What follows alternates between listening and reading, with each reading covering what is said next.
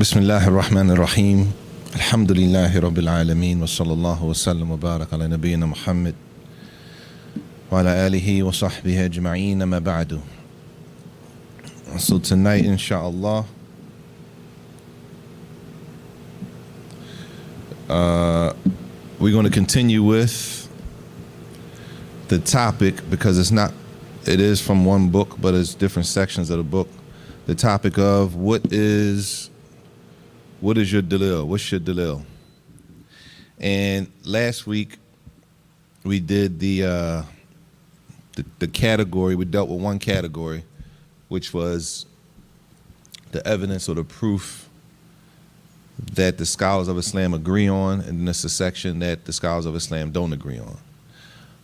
Of course, like I said last class, this is not the detailed explanation of these issues, but this is more or less a surface covering to get started so that we do at least have some idea or background of what's going on when it comes to proof and evidence. So according to what we did last week, it's approximately, and it's possible, only according to this book, because there's some things that were not mentioned here, but we're just going to go off what we have in front of us. According to what we did last week, it's possible that a scholar of Islam has maybe 10 different pieces of evidence, 10 different pieces of evidence that they could be using for an issue. So they have possible 10 different pieces of proof for an issue that they're dealing with. Now, in that case, and we're going to move today, and I'm going to put a folder right here in this page so I don't lose it. If that's the case, then we know 4 of those, they all agree, are Dalil, and then there's 6 of them that they disagree. They disagree if it's Dalil or not. But either way, let's just say, for example, a scholar saw all of them to be proof. He would have 10, or she would have 10 different things that she could possibly use, or he could possibly use to use as proof or evidence in Islam. Tayyib.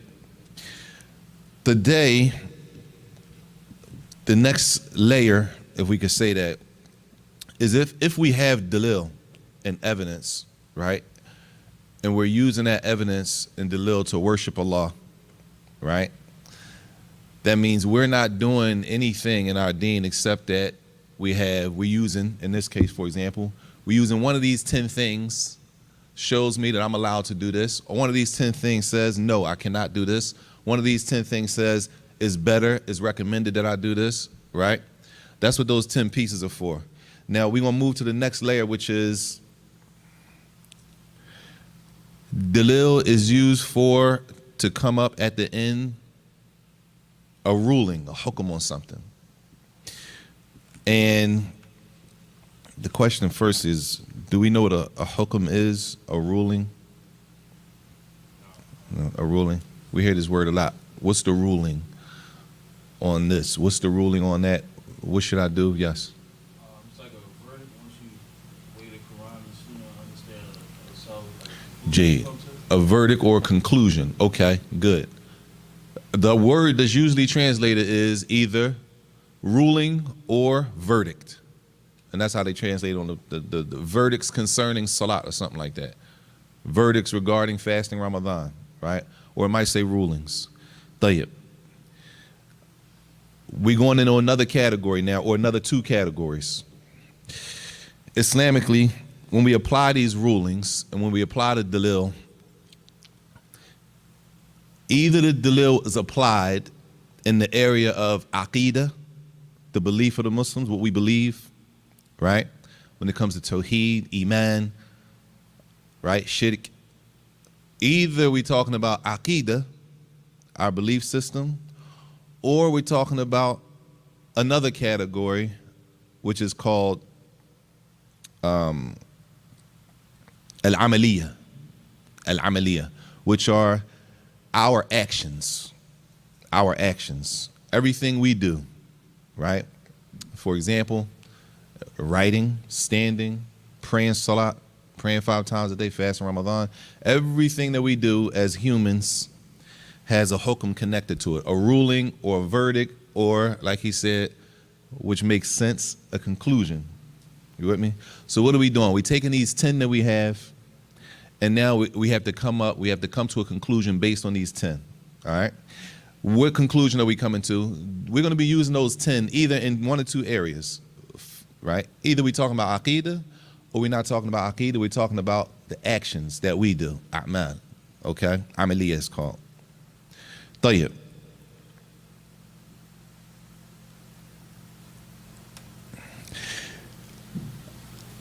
Majority of our issues, I think we spoke about this last week, majority of our issues that we dealing with on a day-to-day basis, problem-wise, or I'll say questions, regarding questions. I have a problem, I need help. Most of those issues most of those questions are not in the section of Aqidah. Most people don't come, probably the most common question that I personally get in Aqidah is about how can I keep my iman strong? How can I get my faith stronger? Right? That's probably the most common question.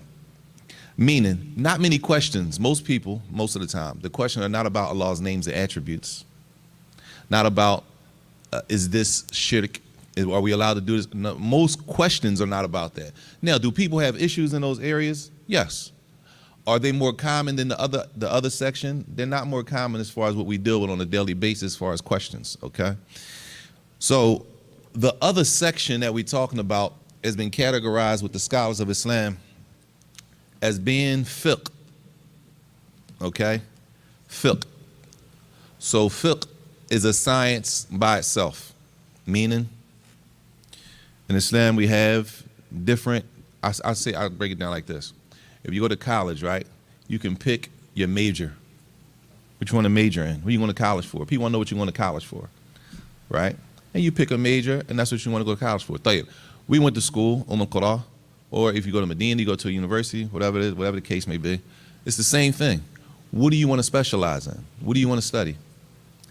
And just like in college, it's some general classes that everybody's going to study. And then you're going to move on once you get to a certain level, and you're going to go into your major. All right? Same thing Islamically, sciences are the same. So a person goes to school, Islamic school, and they go to the College of Dawah, right? Calling and inviting people to Islam, and they have a whole curriculum for that. A person goes to school, and they go to the College of Aqidah, right? There's a curriculum for that, specific classes for that. A person goes to school, and they go to the College of Hadith. That's a different curriculum, right? They go to school, and they go to the College of Sharia. It's a curriculum. Qadha, it's a curriculum. The person goes to school for Lugha Arabiya, the Arabic language. It's a curriculum. You with me? طيب. All of those different sciences, they have some classes that we all going to study. For example, we're all going to memorize 4 juz of Quran, 5 juz of Quran. Everybody has to do that. Okay? Certain subjects we all do. And then we all get to a point in our colleges where we have to go into detail into this specific science. All right? This one science that we're talking about today is al-fiqh. Al-fiqh, which is, in our basic terms, not the technical definition, halal and haram. What's halal, what's haram? What's sunnah? Is it sunnah to do this? Right? The science of fiqh. And we'll get to the specific definition of it. طيب. Everybody with me? When it comes to fiqh, what is this science? And the definition given by the scholars of Islam, even though there's many definitions, I'm going to try to make it as simple as possible.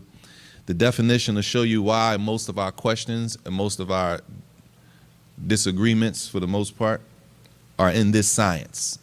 Meaning, most of us are not differing over if the hadith is authentic or not. We're not different about that, right? Most of us are not different about Arabic language. Most of them come in this section of fiqh. طيب. What is fiqh? and I'm going to try to use a basic definition, and it says العلم بالأحكام الشرعية العملية من أدلتها التفصيلية بالاستدلال. طيب. Fiqh, the subject or the science, it is knowledge, having knowledge of what we say, the Islamic verdicts or the Islamic rulings. And I think conclusions is a good term, but we'll use that when we get there, right? Having knowledge of the Islamic ruling on something. What is the ruling on this? Obligatory. What's the ruling on this? Haram. What's the ruling on this? Sunnah. What's the ruling on this? It's disliked. It's hated. Having knowledge of those things, those rulings, right? Only connected to al-amaliyah, the actions of us, what we are doing, of the slaves. Okay? And meaning everything we do, y'all, has a ruling connected to it. Whether we know the hukum or not, that's different. So the question could be, for example, or what's the ruling on sitting in a chair in a class? It's a hukum, it's a ruling connected to it. What's the ruling on leaning against the wall in a class? What's the ruling on women attending the masjid for classes? What's the ruling on? I'm not messing with nobody, I'm just saying. I ain't messing with nobody. No, this ain't for y'all. No. I'm just using it so to make sure we, you know what I'm saying, to let you know. Listen, everything has a ruling. What's the ruling on standing on the minbar for Jummah? Everything we do has a hukum connected to it. Whether we know the ruling or not, that's a different category. That comes down to knowledge. But you understand the point? Tayyib. So fiqh is having knowledge of the ruling connected to our actions, right? And then it goes on and says, where do we get this knowledge from? Where do we get the ruling? From the Dalil. The ruling is taken from the Dalil. You have to analyze one of those 10 things, right? And then you'll be able to pull from that, okay, that means Salatul Fajr is obligatory. Based on, we had 10 things, right? We use those 10 things that we spoke about last week, and now I'm able to look at those things, something from, and then I come out with a final conclusion or a verdict or a ruling and say, okay, fasting Ramadan is obligatory. Everybody with me? That's fiqh, the science of fiqh. Yes. I didn't get to that part yet in the video because I was reviewing the class. What are those 10 principles, or those 10 things concerning that? The 10 Dalil? Yeah. Dang, I do them at the end. That's going to be, remind me to do them at the end now. Tayyib. Everybody get what fiqh is? Tayyib. Most questions are in this category. I'm not saying fiqh is more important than Aqidah, Tawheed first, no doubt. I'm saying most questions that people have, most questions that the sisters come with, the mentors is on, it's supposed to go off on this day, but it came back on. That's fiqh.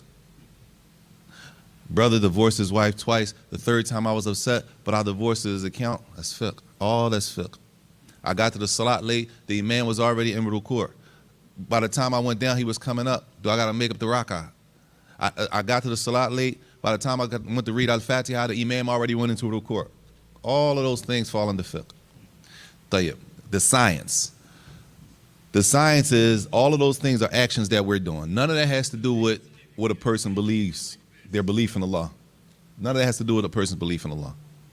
You with me? A person, those are two separate categories. Tayyib.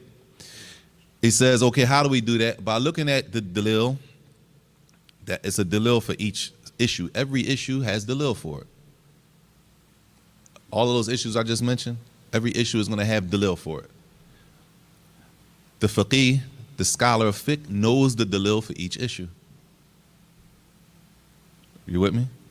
And then there are other people who don't know the dalil, but they go to ask the scholar, and the scholar answers them, and they live like that, which is okay also. That's a different level of, it's not considered a faqih, the person who does that. All right? Tayyib. How does the scholar do that? But istidlal. Istidlal means that the person looking at those pieces of evidence, those 10, I'm gonna put it in simple terms that we know first, and then, this is inshallah, this is simple, inshallah. You can't just go into a person's house and start working on the electricity problems they have, right? What do you have to do? Huh? No doubt you got to get permission to go in their house. Tayyip. My bad. Let me rephrase the question. You have to be skilled in the trade of electricity. And how do you get skilled in to be electrician? You go to apprenticeship, the union, right? If you're an electrician. Tayyip, if you want to be able to look into the Dalil and pull out those rulings for each of those issues, you have to be skilled. You have to learn the skills to be able to look at those 10 and pull out the ruling. If you're not skilled, you're not going to be able to do it. Everybody clear? Most of us are not skilled. Majority of us are not skilled. So what do? We read a book from one of our scholars, and he tells us what the Dalil is, and we say, okay, khalas, that's the Dalil for that. And it's possible I don't understand the Dalil for this issue. Why don't I understand the Dalil? Because I wasn't trained on how to understand the Dalil.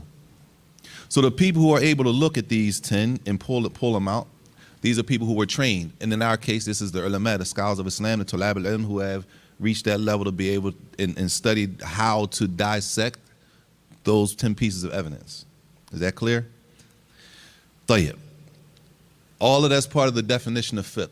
If you break it down simple, fiqh is knowledge of the rulings that we do. Halal and haram. That's why they break it down. What's halal? You can't do that. You can do this. As soon as it does, you're supposed to do that. It's better to do it like this.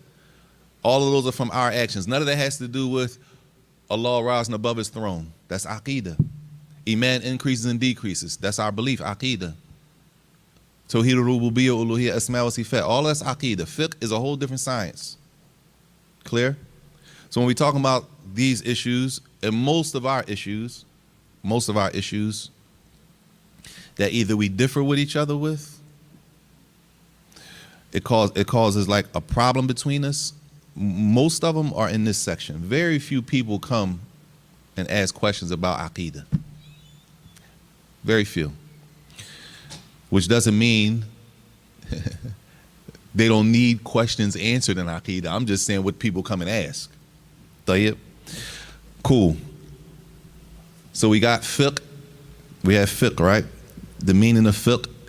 And now the person who does it has to be skilled enough to look at the evidence and then pull out the what? The ruling. Or another word for ruling, the word in Arabic is hukm. Hukm is a ruling, the verdict. In the process that the scholar does, he comes to a final conclusion. Tayyib? The process, the scholar goes through a process, and at the end of the process, he comes up with a conclusion. That conclusion is in reality the hukm. What's the ruling on praying Salatul Fajr in the masjid? Sheikh is going to give an answer, give Dalil, right? From one of those 10. And again, it's more than 10, y'all, but I'm only using the 10 because that's what we spoke about in class last week. Tayyib. Now let's look at the natija, the conclusions. What are the conclusions? When it comes to this process, the scholar is going to come up with, he has how many pieces of evidence? 10. He possibly is going to arrive at one or possibly two of 5 conclusions, 5 verdicts, 5 rulings for what we do.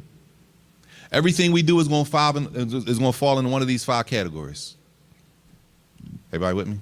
Everything that we do as human beings is going to fall into one of these 5 categories. It's on us. It's on us. If you want to be a person of, as we say, everything I do is based on knowledge and basira, that means you have to learn, right, where they fall at and why they fall there. And what's the dalil for them for being like that, all right?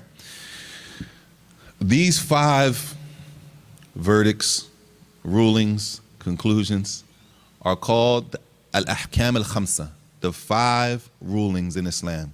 So when you read them in a book, it might say the 5, I don't even know how they translate fiqh, jurisprudence or something like that, rulings in Islam. It might be translated like that, right? Whatever we do is going to fall under one of these 5.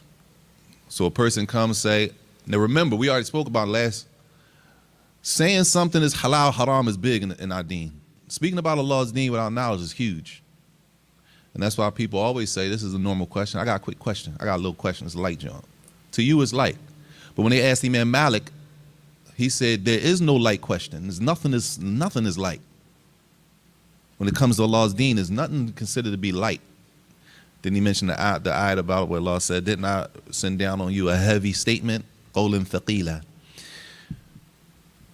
A person, what's possible for us to do is, this is the book of Shaykh bin Baz rahimahullah. I'm reading his book. He says, when you're praying, it's sunnah, when you come up out of the court, to put your hands back on your chest. That's what he said in the book. He said it's sunnah. It's from the sunnah. It's recommended to do that. He might mention Dalil, he might not. What am I going to do? I read Shaykh bin Baz's book. Shaykh bin Baz, he's a trustworthy, known scholar. Alhamdulillah. He said it's mentioned from the sunnah. Alhamdulillah. Maybe he mentioned the evidence. Maybe he didn't mention the evidence. There's a reason for that also. There's a reason that he didn't mention an evidence in the book that you have. Because he has tons of books. And in the other books, the evidence is mentioned.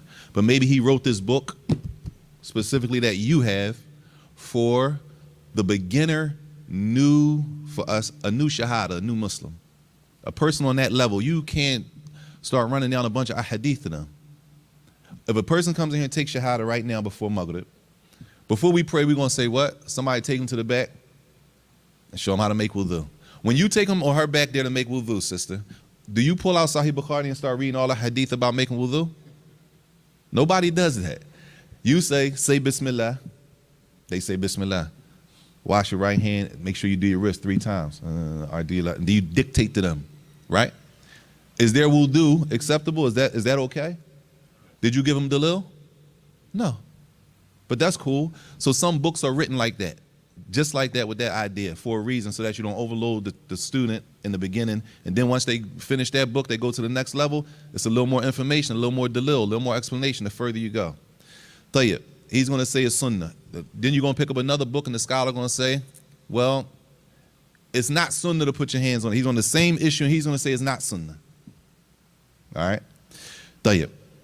Everything we do falls in one of 5 categories. We probably already know them. What are they? What's the first one? Obligatory. Wajib, right? And its opposite? Haram, right? That's if you use them like that. And then if it's not obligatory, then it's good. All these are recommended, or let's say sunnah. Sunnah, or recommended, or sometimes it says mustahab, right? That's 3. They have different names. Either you can say it's sunnah or it's recommended. Let's just leave it like that. So we got obligatory, and its opposite, haram. Then we have a little less than obligatory, sunnah, which is recommended. And the opposite of recommended is makruh, disliked. Disliked. You shouldn't do that. Sometimes it says it's hated. It's hated for a person to do something. Hated is not haram, y'all. Hated and haram is not the same thing with the scholars of fiqh. 2 different rules, 2 different rulings, 2 different verdicts, 2 different conclusions. And the last one is mubah, which is, it's permissible. It's allowed to do it. You're allowed to do that. Everybody get it? Allowed to do something is not the same as something being sunnah, recommended. It's allowed to do doesn't necessarily mean equals sunnah with the ulama, with the scholars of fiqh. Everybody clear? Wording is very, very important. Wording is very important. Tayyib. That means when it comes to fiqh, everything we do falls under one of those 5. Everybody get it? Everything we do falls under one of those 5. You with me? I'm messing with you now. Well, what's the ruling on sitting like that in class? You can say, no. I'm just, no. Or him, look at him right here. What's the hukum on that? All I'm saying is this. If we want to get technical, we can hit the books and find out the ruling on sitting like that in class. It's a hukum, it's a ruling connected to it, because that's what fiqh is, finding a ruling for everything that we do. Everybody with me? Tayyib. When we say wajib, obligatory, and this is important, you're going to change. I'm not. When we say obligatory, I'm giving you our the way we talk. We don't use these terms, the 5. We say you can't be doing that. You're not supposed to do that. You're supposed to do this. Sometimes we go further and say that's haram. We might say that. We might say that's haram. You can't do that. But then we have words in the middle. Like it's obligatory. It's obligatory for everybody has to do this. It's obligatory. A person might not know that in reality that thing is not obligatory. But to them, the way we understand things, we're supposed to do it, so we term it obligatory. That's what you're supposed to do as a Muslim, so we term it obligatory. Supposed to, and according to these definitions, could be obligatory and it could be recommended. That's why using those words is not very accurate. The connection of obligatory to the outcome of not doing it. That's the definition.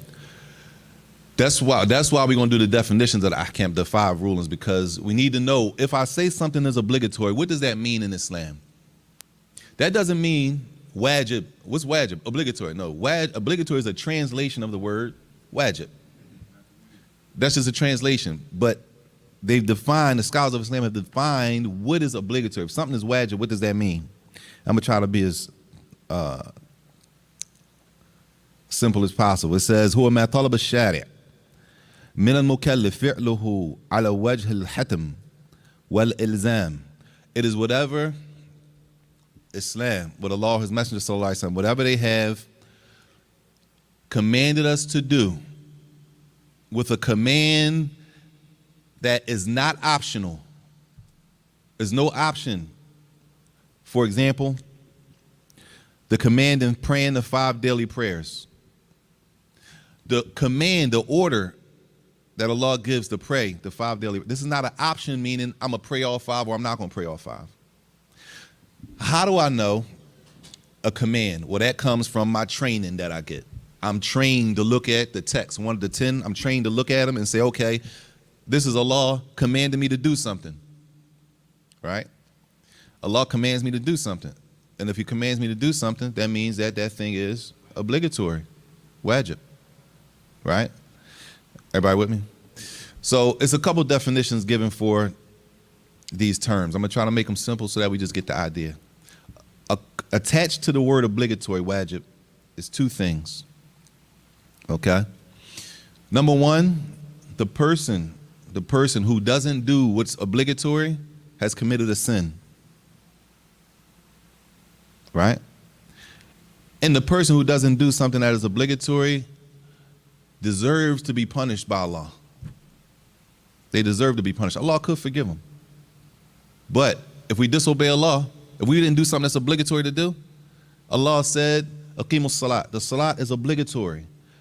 I'm just using percentages. 100%. You can't, there's no option in praying 5 times a day, meaning I have the option. Like in Islam, I can pray 5 or I can pray 3. No, in Islam, you got to pray 5. If you don't pray 5 a day, that's sinful and a person deserves to be punished by Allah. Could Allah forgive them? Allah could forgive them.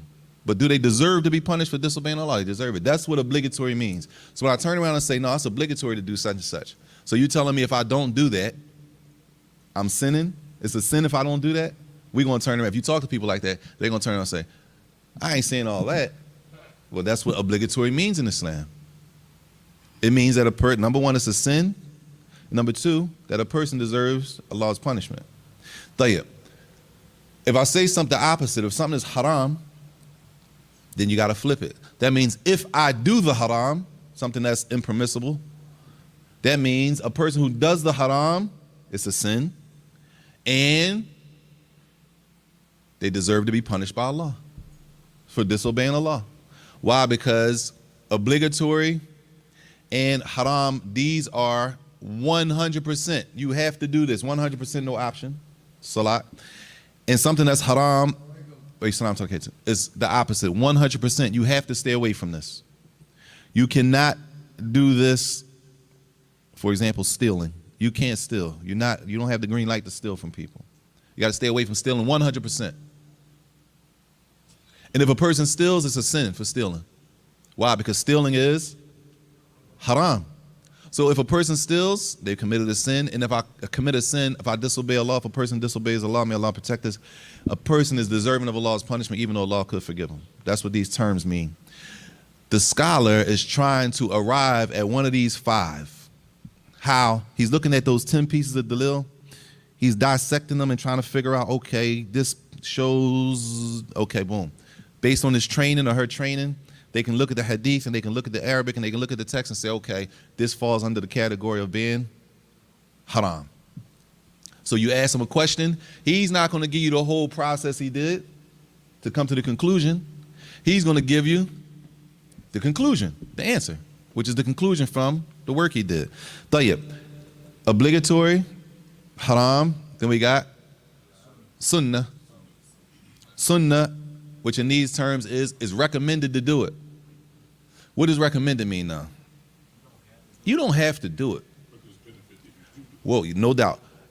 If we're saying you don't have to do it, what does that mean? It's not a punishment if I don't do it. Not that I shouldn't be doing what's sunnah and recommended.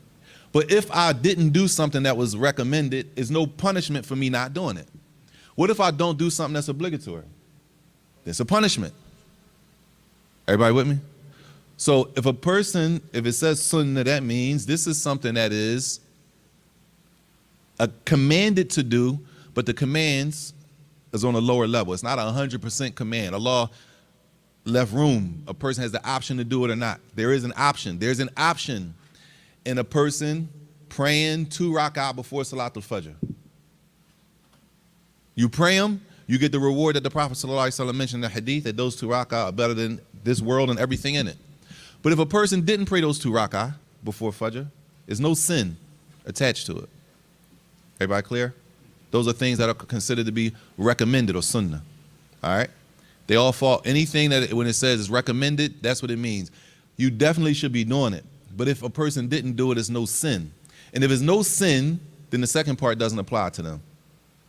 Which is what? If it's no sin, then they don't deserve to be punished.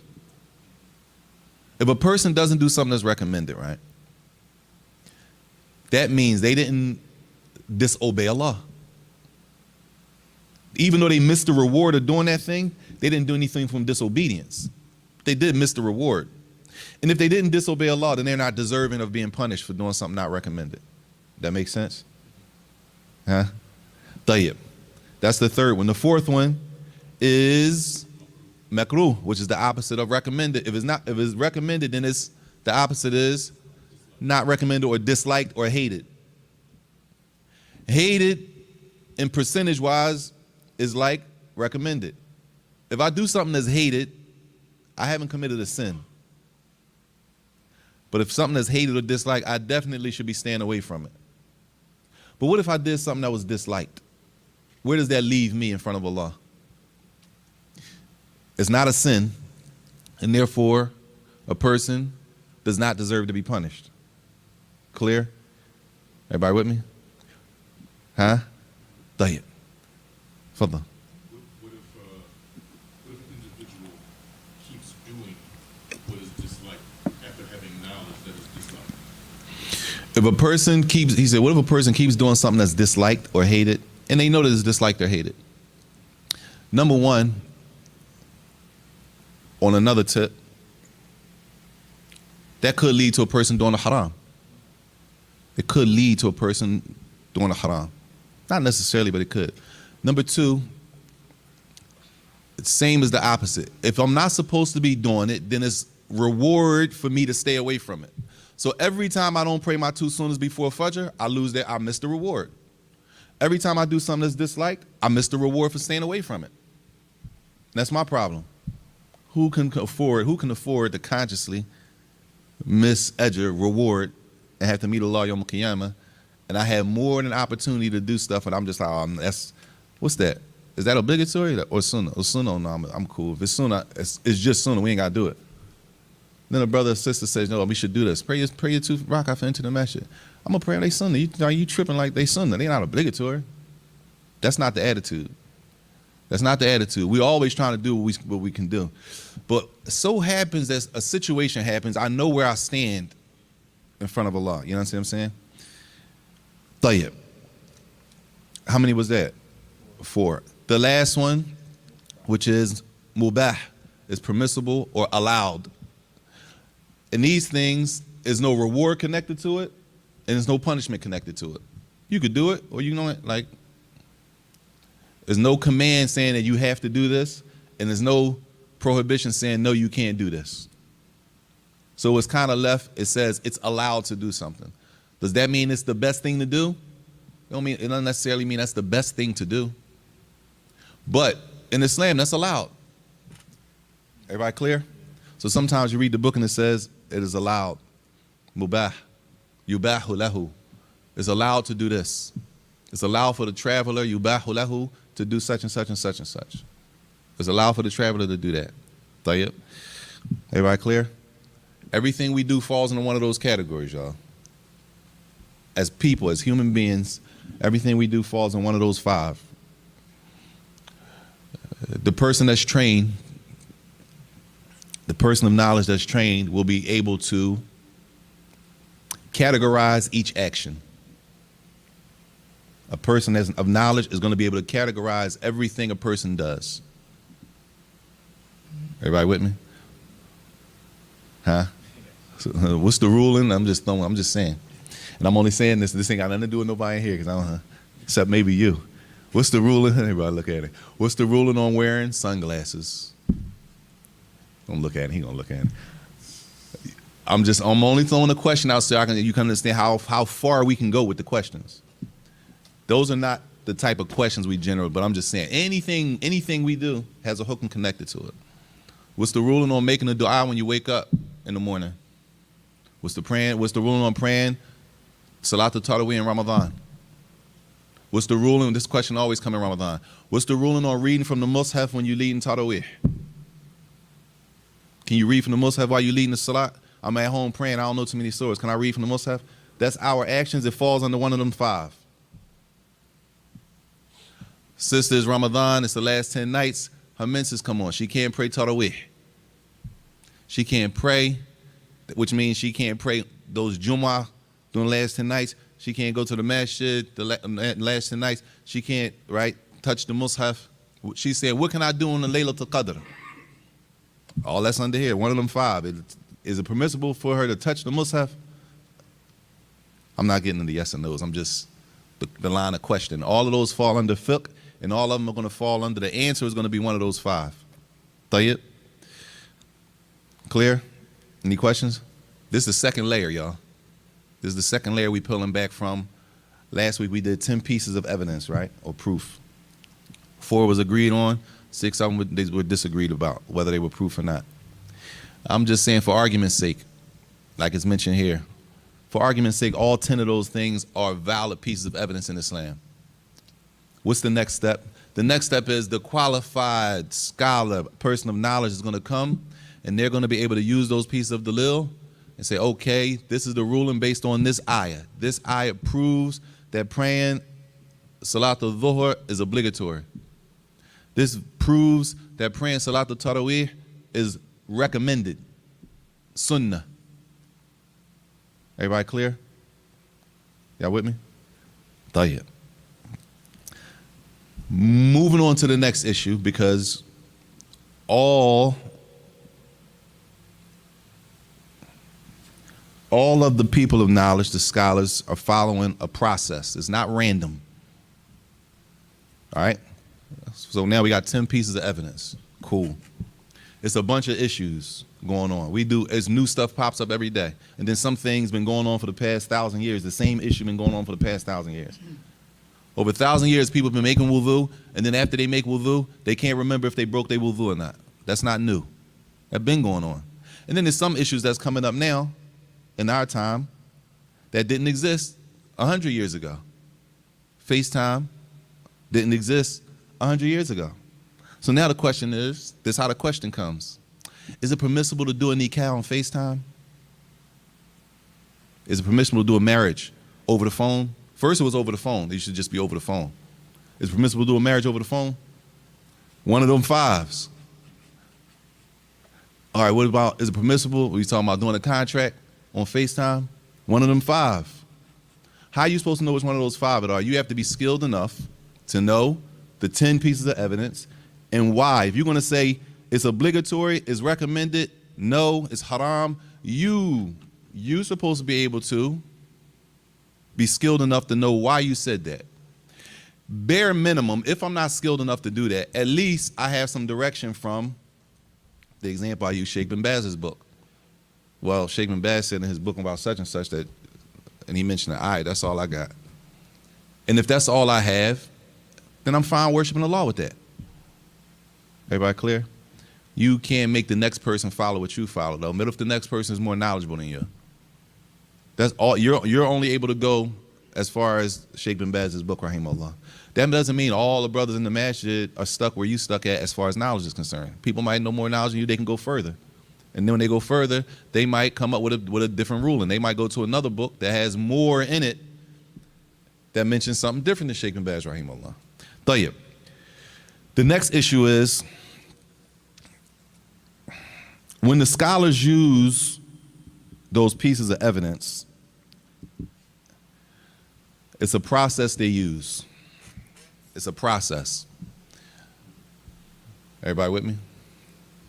You ready?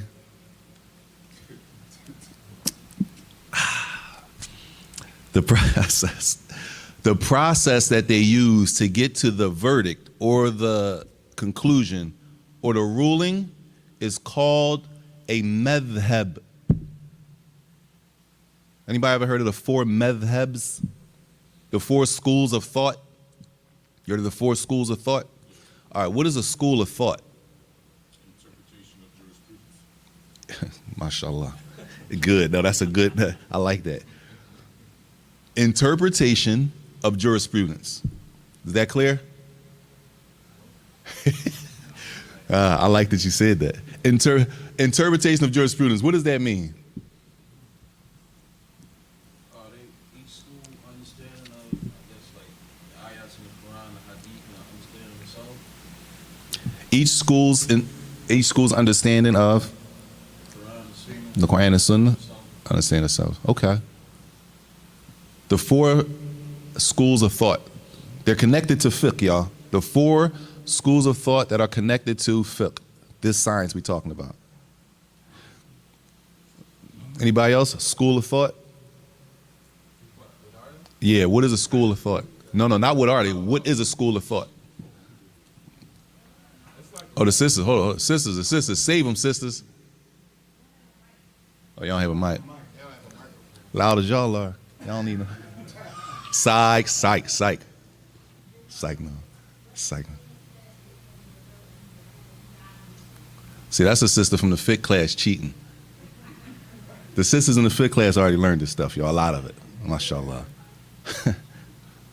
I'm not using that the definition tonight, but you're right. So, hey, I'm going to simplify it. A madhab, a school of thought. The scholar takes those 10 pieces of evidence. And what do? I'm going to ask you this. Out of those 10 pieces of evidence, it's easy. What do you think a person is going to go to first? The Quran. Right. What do you think a person is going to go to second? Sunnah. All right. What a person going to go to third? The consensus. No, yes. Listen. Pay attention. It's a difference between what they agree on as Dalil, those 4, and what order they go in. Just because they all agree that those 4 are Dalil doesn't necessarily every time an issue come up, they go Quran, Sunnah, Ijma', Qiyas. They might not go in that direct order. Everybody clear? The order that they go in, or the ones that they choose to use out of the 10 is the madhab. Is that school of thought? School of thought? Oh, madhab. I'll mess with you. In English? Oh, he said, never mind. M-A-T-H-A, yeah, M-A-T-H-A-B, like madhab.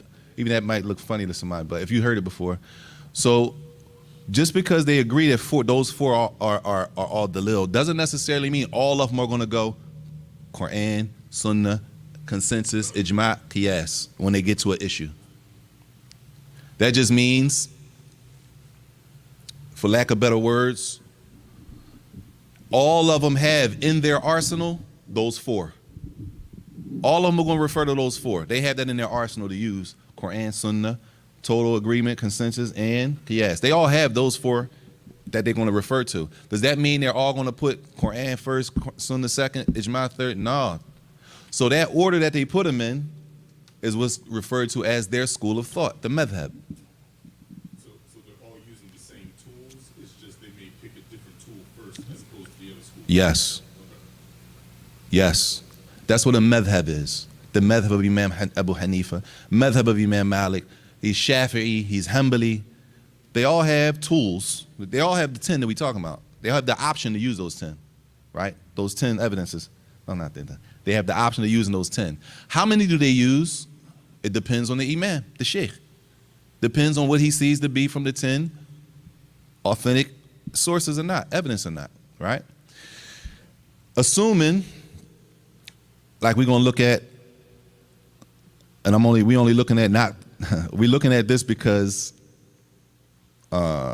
most, I'll say probably in our area, most people are following the process. What did I call it? Yeah, what was the other word? Yeah, the school of thought, but the procedure, like the line that they use. I didn't say that though. I ain't say that. Huh? No, what word did I forgot the word? Anyway, the madhab, right? That order that they use, most of us, without knowing, are following the madhab of Imam Ahmed rahimahullah. Most of the books that we have from people like Sheikh Salih Uthaymeen rahimahullah, Sheikh bin Baz, Sheikh Salih Fawzan, most of their books, when it comes to fiqh, are on the madhab following the way of Imam Ahmed. What he put first, second, third, fourth, fifth, based on his way. Most of us, when we buy those books and it's on the Hanbali madhab, it just doesn't say it on the front. And we don't really know like that. We wouldn't know a madhab anyway because we haven't learned it anyway like that. You see what I'm saying? I'm not here to say one is better than the other. This one is right, this one is wrong. All of them are picking from the same tools, the 10 that we have, right? All of them agree that 4 of them are evidence. And the other 6 they disagree on. Everybody with me? So what's going to happen? An issue going to come up like we're going to see. We'll say his tools or his bag of tools. I'm sorry, Fadl. Ijtihad, let's just say his due diligence, his study, his research. Because none of this happens, and that's what we're getting ready to get to right now. They're all using the tools, right? They're all using the tools, right? The 10 pieces of evidence. They're all trying to get to one of those 5 rulings. Obligatory, haram, they all trying. Now it comes to the process. They all agree 4 of those are evidence, but they don't agree on what? The order. Now my question to you is, how do we know whose order is right?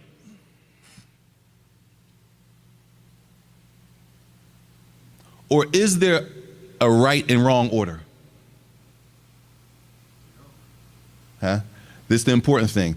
None of the orders that's used have been revealed in the Quran or the Sunnah.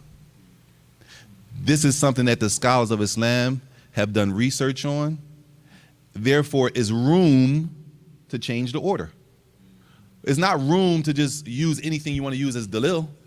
Everybody has to use, everybody is going to use the 4 they agree on: Quran, Sunnah, consensus, or total agreement, ijma, and qiyas. And then some of them are going to use the other 6. They don't have the scholars of Islam don't have the authority just to use anything they want to use. They're going to be restricted to what's already been mentioned. And then there's some that they disagree on, and then that's going to be a khilaf there. When it comes to the order, most people are going to go to, firstly, Quran and Sunnah. And if we're going to say that something has been revealed, that's what's been revealed. Out of the 10, you for sure you got to Quran and Sunnah. You got to use that. After that, it could be some different on what's 3rd, what's 4th, what's 5th, what's 6th, what's 7th, all the way up to 10. But for the most part, based on the Quran and based on the Sunnah, those are the two forms of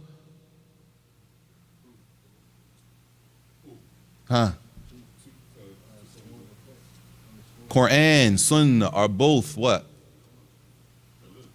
No doubt they're Dalil, but those are the two forms of revelation. Everybody clear? Two forms of revelation. Nobody's disagreeing with that. That when it gets to 3 or 4 or 5 or 6 or 7, what's the order? Who's to say this imam's order is wrong? His order is better. This is what he was mentioned, an issue of ijtihad, meaning is room for the person, the person of knowledge, to look and make a judgment call. We making a judgment call. This looks stronger than this.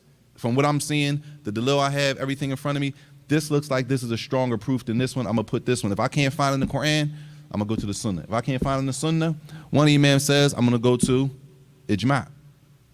Other imam says I'm gonna go to the statement of a companion.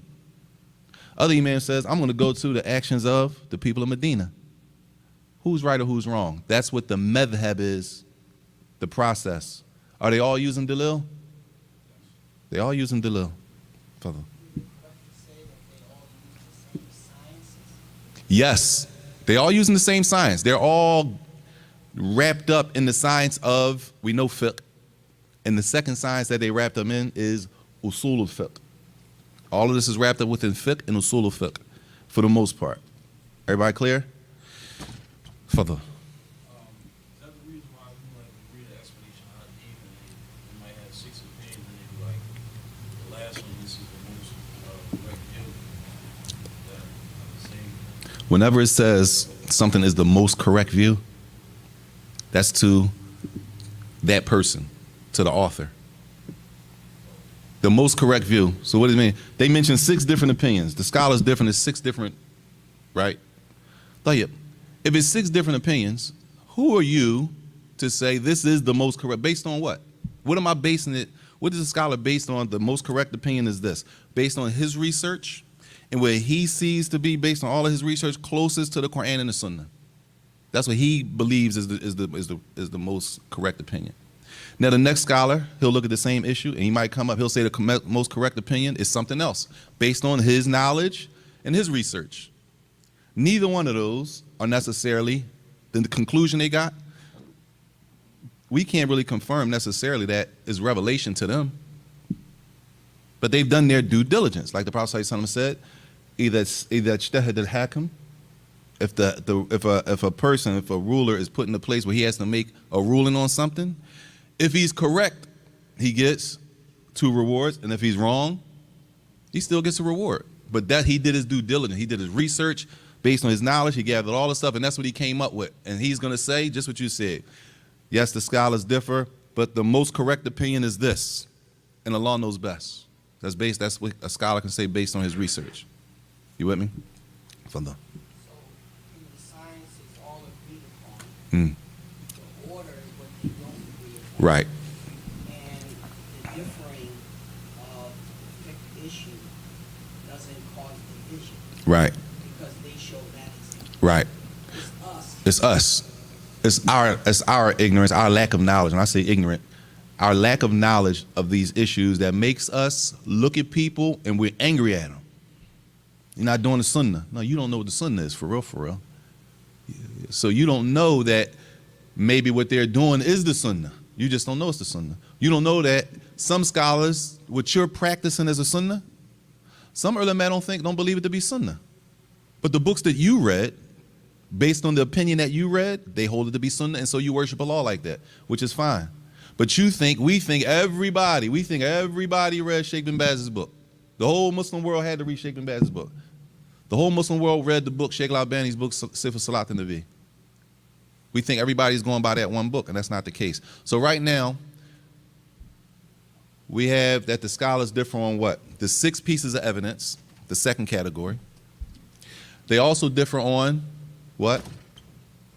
The order, right? And that order, I'm simplifying, I'm trying to simplify. That order is the madhab. So Imam Abu Hanif, rahimahullah, he has a specific order that he uses. And then Imam Malik has a specific order from those 10. And then Imam Shafi'i, rahimahullah, he has an order from those 10. And then Imam Ahmad bin Hanbal, rahimahullah, he has an order from those 10. Now, in order for you or for a person to even be able to come up with an order that people respect and follow, that's a high level of scholarship that most people don't reach. We're talking about over 1,000 years, y'all. These are still referred to as the 4 schools of thought out of 1,000 years. And there were other schools of thought, but they faded out. 1,000 years, these 4 still holding up all over the world. That's what the madhab is. Yes, Sheikh, I'm sorry. Imam Malik, Rahimahullah. during his time, whoever the leader, the Khalifa was at that time, wanted Imam Malik book to be the main book No doubt. for the Muslims. But Imam Malik knew his limitations. He said, I don't know all of it. Right. Because the Muwatta was before Sahih Sahih. Muslim. Right. But Imam Malik didn't allow him to do that.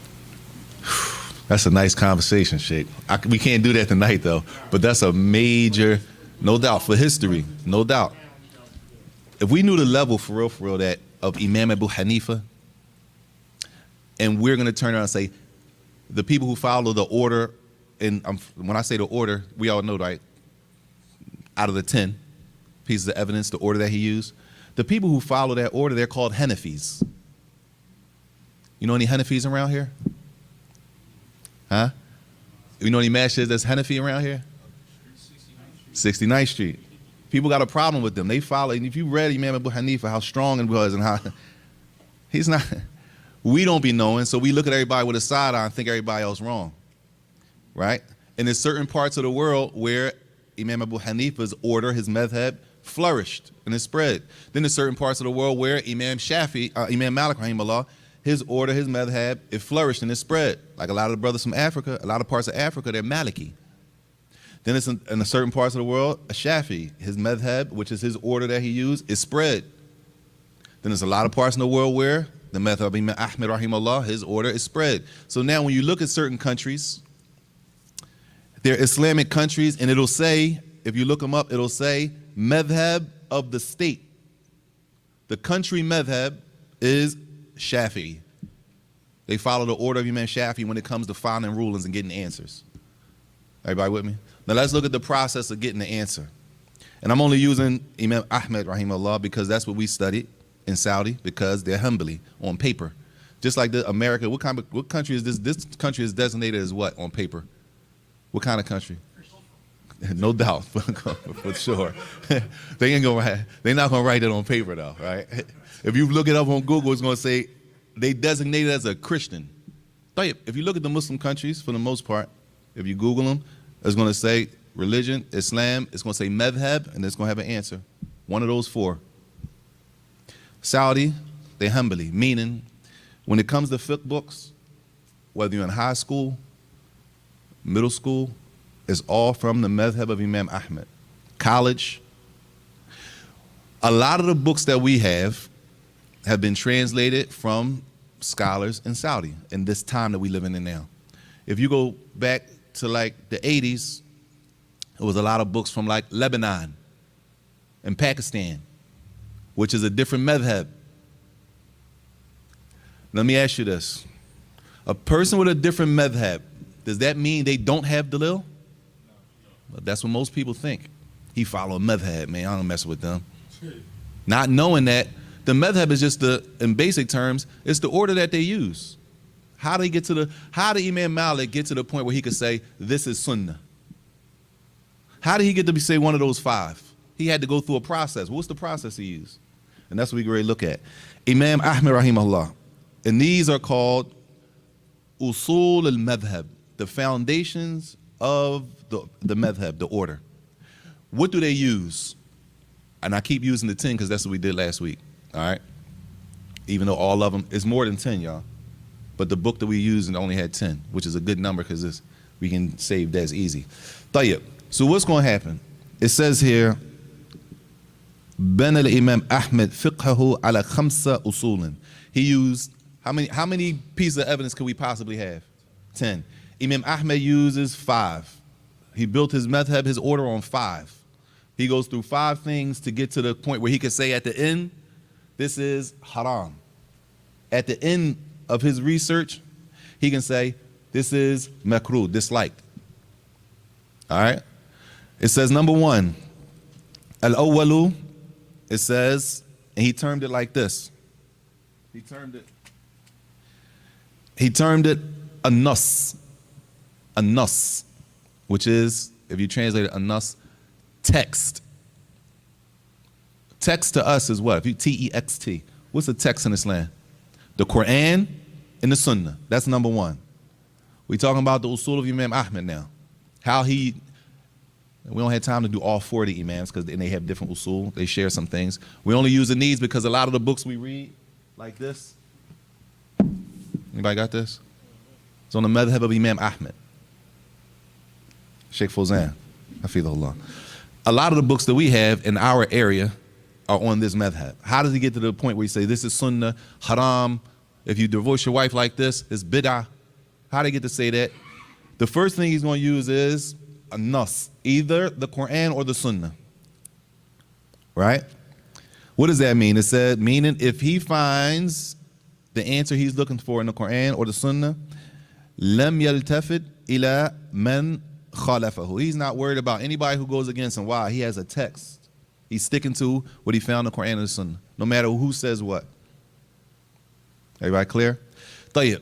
That was number one, which includes two things, but those two things are considered to be text. Number two, he says, what if a situation comes up and he can't find anything in the Quran or the Sunnah of the Prophet sallallahu alaihi wasallam? What is he going to use next? No, let's just do this. Tayyib. It says, fatwa sahabi alladhi la yu'raf laha mukhalif. If he can't find anything in the Quran and Sunnah, what is he going to use? He's going to use the statement of a companion, whereas though none of the other companions disagreed with him. The statement of a companion in the case where none of the other companions disagreed with him, which some people consider to be what? Huh? Ijma', consensus. He didn't call it ijma' though. Imam Ahmed didn't refer to it as ijma', consensus. He referred to it as the statement of a companion. The companion was asked a question and he answered the question, and none of the other Sahaba differed with him. That's what he would go to next. Tayyib? Fatwa sahabi. The fatwa, the answer of a companion. That's how, or the statement of a companion. What number was that? That's number two, right? But in reality, that's how many things? Three. Quran, Sunnah, those are nas texts. Now, statement of a companion. But of course, Quran and Sunnah is the first one. Statement of companion is the second one. Tayyib. Pay attention. The statement of a companion is used as number two, and there was no other companion that went against that statement. Nobody disagreed with the statement. Everybody clear? Huh? Tayyib. Number three. What if the Sahaba differed? Some of the companions said this, some of the companions said something else. This is what he uses for number three. He says, إذا اختلف الصحابة تخير من أقوالهم ما كان أقربها إلى الكتاب والسنة. If the companions differed, right? Which means, companions different meaning. Number two was, it was a statement of a Sahaba, and none of the companions spoke against that statement. Which means, they all agreed with the statement, right? Ijma', sukuti, but they didn't refer to ijma'. Tayyib. The next one is, what would he go to? Tayyib. We have statements from the companions. It's more than one statement, and these two statements go against each other. What does he do in this case? He looks at both. And he chooses the statement that he sees to be the closest to the Quran and Sunnah based on what he sees. Based on what he understands, he chooses one of the statements from the Sahaba. That makes sense, y'all? No? Tayyib. I'm going to just use names. Abu Bakr said something is obligatory. Umar says something is haram. Same issue. One question, we got two different companions with two answers. What does Imam Ahmed rahimahullah do? He analyzes the statement of Abu Bakr. Research. What is the dalil? Why did he say that? He analyzes this statement of Omar. Why did he say that? What's the dalil for that? Cool. At the end, he makes a judgment call himself. Imam Ahmed rahimahullah. I think this one is closer to the Quran and Sunnah, so he answers with this answer. You with me? That's assuming he's able to distinguish. Everybody with me? Yes. So here's a example, like there's two Sahabas, and say one is Anas ibn Malik. You might be like, well, he lived with him. I'm gonna go this way. They could do it like that too, right? It's because he lived with him? Yeah, like if you try to like understand it better, you say, well, he lived with him, he's been around more. I'm leaning kind of towards. That might be a reason for him to lean towards something. You know what I'm saying? That might be a reason. That might be part of his research. Well, I'm looking at the research. He answered like this.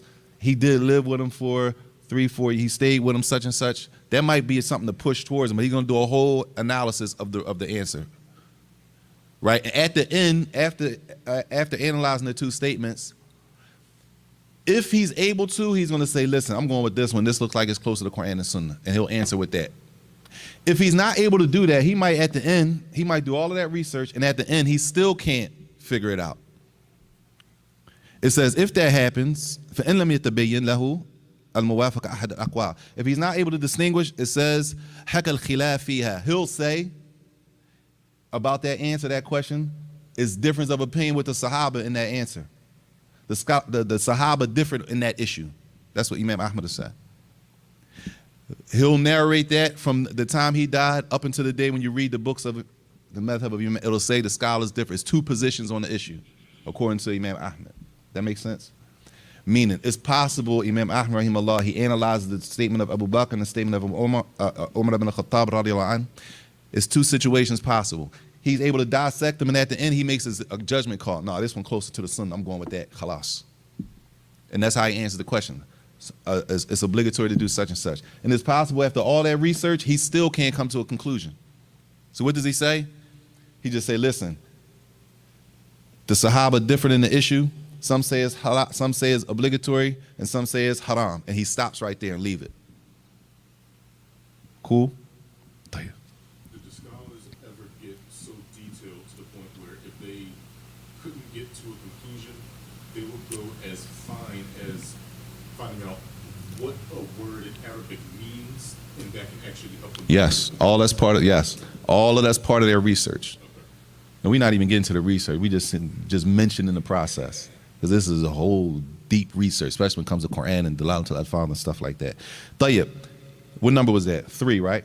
The Sahaba different. He does that whole process. Tayyib, number 4. How many does he use, Imam Ahmed? His usul 5. Number 4.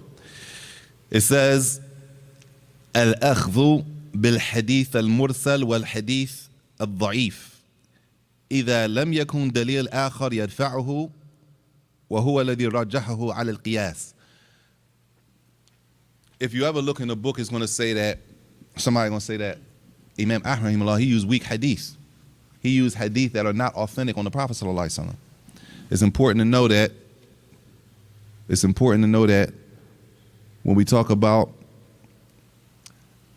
weak hadith with Imam Ahmad, rahimahullah, was meant in that time is a lower category of authentic hadith, but they refer to it as weak, not like today. So when it comes to hadith sciences, you have some hadith are sahih, authentic. And then you ever read a book and it says the hadith has been graded good, sound, hasan. Hasan is what they're referring to here when they say weak. Really talking about a hasan hadith, not a weak hadith, right? He would use a hadith that is not as strong and authentic. It's not sahih, but it's graded as hasan. It's good. It's sound. He would use that as number 4. Clear? Everybody with me? This is Imam Ahmad rahimahullah. This is his order, his madhab. And the last one, take a wild guess. Fadl. Number 4, I'm going to leave it how it's how it's related. It's related as he would use a weak hadith, mursal, or weak hadith. But weak with Imam Ahmed is a hasan, which means sound or good. Sometimes they translate it as good, which is a hasan hadith is not a weak hadith, as we know today. طيب. And his fifth one is, anybody? Huh? What you got, Sheikh? Qiyas. The fifth one that Imam Ahmed uses is qiyas. And it says he'll use qiyas, which is the one we spoke about last week, the comparing two things. He said he'll use that as his last option. Out of necessity, he'll use qiyas. He would prefer to use, I'm using his terms, y'all, even though we know it's a Hasan hadith. He would rather use a weak hadith than to use qiyas. Everybody get it? طيب. That is the usul of Imam Ahmed rahimahullah. That's his process he uses. So when a person says, what madhab do you follow? I'm Hanbali. I follow the madhab of Imam Ahmed, which means what? When it comes to this is the order. Quran, Sunnah, statement of a companion, assuming no other Sahaba differed with him. If two companions did differ, trying to see which one was closest to the Quran and the Sunnah, right?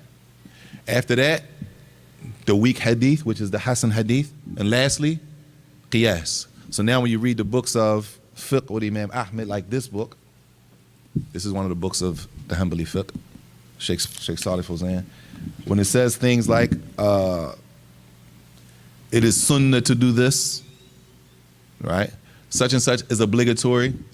Fasting Ramadan is obligatory based on what? Quran, sunnah, and ijma'. Meaning it could be more than one piece of evidence for one question. Somebody says, what's the rule on fasting Ramadan? Fasting Ramadan is obligatory. Based on what? What's the delil for that? I can bring you an ayat telling you, showing you that's obligatory to fast. I can bring you a hadith showing you that's obligatory to fast. And if I personally, maybe I don't know the ayat or hadith, I do know it's total ijma' that fasting Ramadan is obligatory. That's three different proofs for one issue. Everybody get it? That's why Sheikh Fawzan, hafidhullah, sometimes when he opens up about an issue, he'll say, such and such is obligatory. Oh, man. According to Quran.